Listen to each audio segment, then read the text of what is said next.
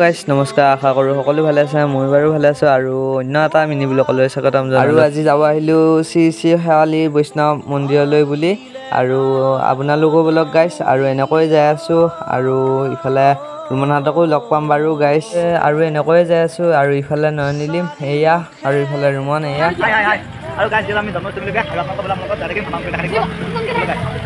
এনেকৈ যাই আছোঁ মন্দিৰলৈ বুলি যাই আছোঁ।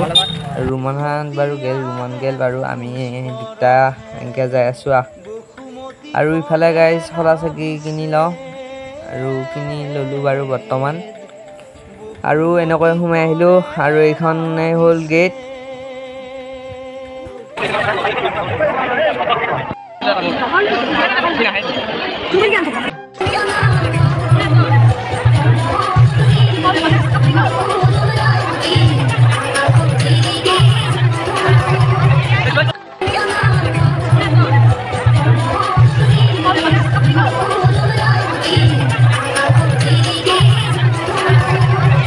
গাইছ আজি ভিডিঅ'টো ইমানেই আছিল আৰু ভাল লাগিলে লাইক এণ্ড শ্বেয়াৰ ছাবস্ক্ৰাইব কৰি দিবা আৰু আজিলৈ বাই বাই গাইছ।